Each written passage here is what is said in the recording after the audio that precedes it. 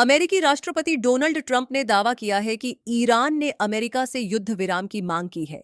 उन्होंने कहा कि इस पर तभी विचार किया जाएगा जब होर्मुज जल्द मरुमध्य खुला, स्वतंत्र और साफ होगा।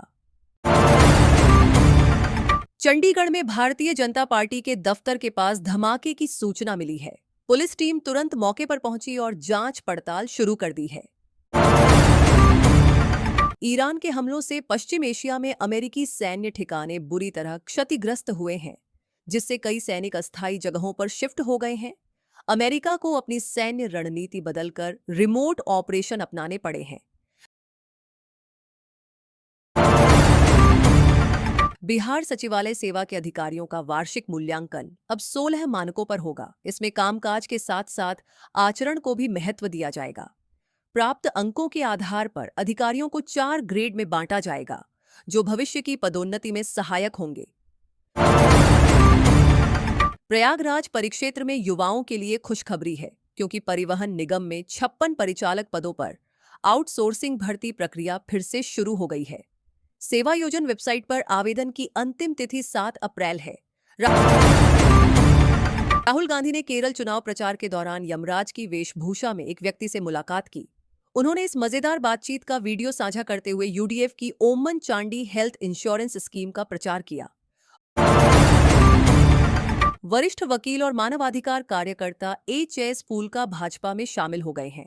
केंद्रीय मंत्री हरदीप पुरी ने उन्हें पार्टी की सदस्यता दिलाई। फूलका 1984 सिख नरसंहार पीड़ितों को न्याय दिलाने के लिए जाने जाते हैं। झारखंड भाजपा अब सशक्त विपक्ष की भूमिका में सड़क पर उतर रही है। प्रदेश अध्यक्ष आदित्य साहू ने राज्य सरकार की नीतियों के खिलाफ आंदोलन की योजना बनाई है। हजारीबाग और खूंटी की घटनाओं के बाद महिला सुरक्षा पर जोर दिया जा रहा है। कलकत्ता हाई कोर्ट ने सुप्रीम कोर्ट को बताया है कि बंगाल में मतदाता सूची के विचाराधीन सभी दावों का निपटारा 7 अप्रैल तक हो जाएगा।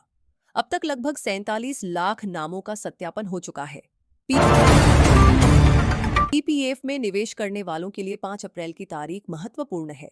इस तारीख से पहले निवेश करने पर पूरे महीने का ब्याज मिलता है, जबकि देरी करने पर उस महीने का ब्याज छूट जाता है। जाने 15 साल में इससे कैसे लाखों रुपए का नुकसान हो सकता है। अमेरिकी राजदूत सर्जियो गोर ने भारत अमेरिका संबंधों पर सकारात्मक दृष्टिकोण साझा किया। उन्होंने कहा कि राष्ट्रपति ट्रंप और पीएम मोदी की मित्रता द्विपक्षीय संबंधों को नई ऊंचाइयों पर ले जा रही है। सुप्रीम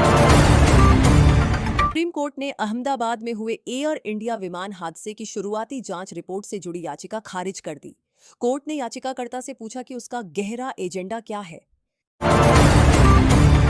कांग्रेस नेता प्रियंका गांधी ने असम के मुख्यमंत्री हिमंत बिस्वा शर्मा और भाजपा सरकार पर जमकर हमला बोला। उन्होंने आरोप लगाया कि एक परिवार राज्य के संसाधनों को लूट रहा है, जबकि जनता को कुछ नहीं मिल रहा। लेफ्टिनेंट जनरल धीरज सेठ ने भारतीय सेना के नए उपसेना प्रमुख का पदभार संभाला है। वे पहले दक्षिणी कमान के general commanding officer in chief थे। भारत को इजरायल वेपन्स इंडस्ट्रीज से नेगेव लाइट मशीन गनों की पहली खेप मिली है, जो मेक इन इंडिया अभियान की बड़ी सफलता है।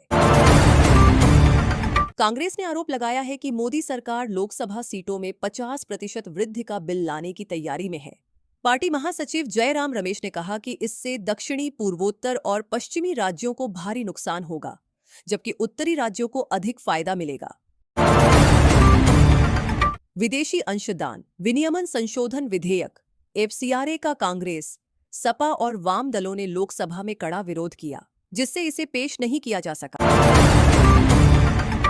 इजरायल ईरान युद्ध के 33वें दिन इजरायली विदेश मंत्री गिदोन सार ने दुश्मनों को चेतावनी दी है। उन्होंने कहा कि यह इजरायल का आखिरी युद्ध नहीं होगा और भविष्य में भी सतर्क रहना होगा।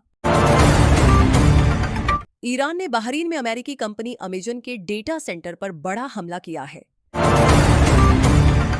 पश्चिम बंगाल में कांग्रेस पार्टी के 50 साल के पतन की कहानी। ज्योति बसु के नेतृत्व में वाम मोर्चे ने पहले इसके प्रभाव को कमजोर किया, फिर ममता बनर्जी ने टीएमसी बनाकर इसका जनाधार खिसकाया। दिल्ली सरकार सुरक्षा चिंताओं के चलते 1.4 लाख चीनी हिकविजन कैमरे हटाएगी। पीडब्ल्यूडी मंत्री प्रवेश वर्मा ने बताया कि पिछली सरकार द्वारा लगाए गए इन कैमरों को चरणबद्ध तरीके से बदला जाएगा। उत्तर प्रदेश में नए सत्र से युवाओं को कौशल प्रशिक्षण देने की तैयारी शुरू हो गई है। वित्तीय वर्ष 2026 से 27 के पहले दिन 957 प्रशिक्षण प्रदाताओं को 99,075 युवाओं के प्रशिक्षण का लक्ष्य जारी किया गया। प्रसिद्ध वकील एच.एस. फूलका भाजपा में शामिल हो गए हैं, जो पार्टी के लिए एक बड़ा जट सिख चेहरा है।